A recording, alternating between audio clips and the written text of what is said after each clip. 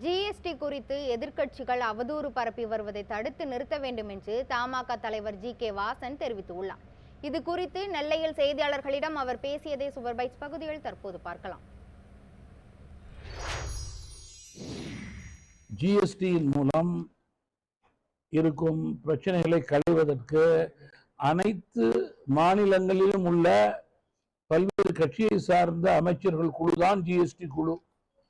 அதிலே வரும் காலங்களிலே கோவையிலே கூறப்பட்ட கருத்துக்கள் தெளிவுபடுத்தப்படும் என்று அமைச்சர் கூறிய பிறகு புதுவெளியிலே கூட்டத்தை பற்றி அவதூறாக எதிர்கட்சிகள் தங்களுடைய வலைதளங்களிலும் அறிக்கையின் மூலம் வெளியிடுவது நிதித்துறைக்கும் ஜிஎஸ்டியினால் பாதிக்கப்பட்டவர்களுக்கும் கருத்து வேறுபாடு ஏற்படுத்துவதற்கே தவிர ஜிஎஸ்டி தீர்வதற்கான நல்ல முயற்சியை எதிர்கட்சிகள் எடுக்கவில்லை என்று நான் குற்றம் சாட்ட விரும்புகிறேன். பொதுவாக மழைக்காலங்களிலே தாமிரபரணி ஆறிலே செல்லும் தண்ணீர் வெள்ள நீராக வீணாக அடித்து செல்கிறது.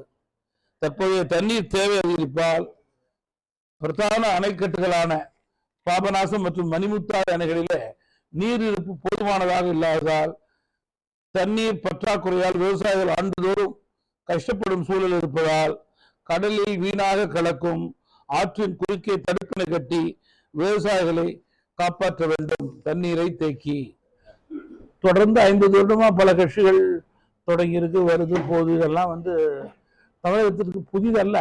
அதான் சொன்னேன், மக்களுடைய எண்ணங்களை பிரதிபலிக்கும் கட்சி, மக்கள் மீது அபிமானம் வைத்து செயல்படக்கூடிய கட்சிக்கு மக்கள் வாக்களிக்கும் போது அந்த கட்சி வெற்றி பெறுகிறது.